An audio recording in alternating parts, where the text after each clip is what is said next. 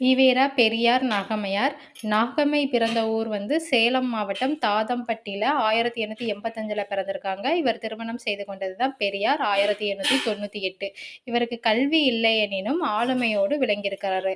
பெரியார் ஒத்துழையாமை இயக்கத்துல ஈடுபட்டாரு. அன்னையாரும் அவருடைய சுகவாழ்வை துறந்து, விலை உயர்ந்த நகைகளை துறந்து, பட்டாடைகளை வெறுத்து, முரட்டு கதராடை அணிந்து தமிழ்நாட்டு பெண்களுக்கு வழிகாட்டியாக முன்வர்றாரு.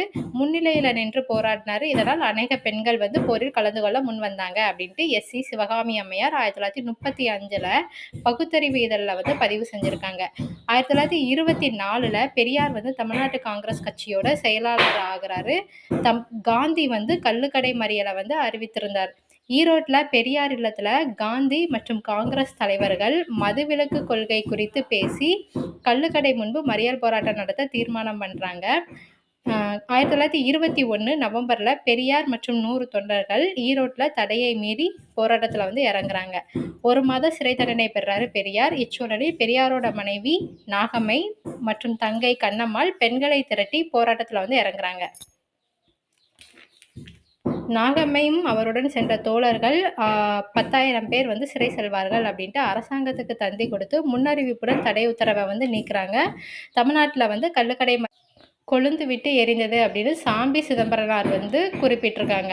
காந்தி 1921 டிசம்பர் 28ல யங் இந்தியா இதழில் மதுவிலக்கில் ஈரோடு மட்டும் அஞ்சாது பணியாற்றி வருகிறது அப்படின்னு குறிப்பிட்டிருக்காங்க. நாயக்கரோட மனைவியும் அவரின் சகோதரியும் மறியல் செய்கிறார்கள் என பதிவிட்டிருக்காரு.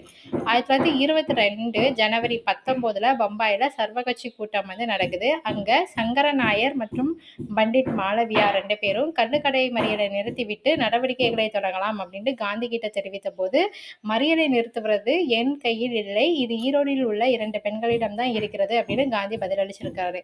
1924ல வைக்கம் கோவில் நுழைவு போராட்டத்துல கைது செய்யப்பட்டு பெரியார் சிறை சென்றதுக்கு அப்புறமா நாகம்மை களமிறங்குறாங்க. நாகம்மை காங்கிரஸ் உறுப்பினராகவும் அகில இந்திய காங்கிரஸ் உறுப்பினராகவும் இருந்திருக்காரு. 1925ல காங்கிரஸை விட்டு வெளியேறி பெரியாரோடு சுயமரியாதை இயக்கத்திலையும் பங்கேற்றிருக்காங்க.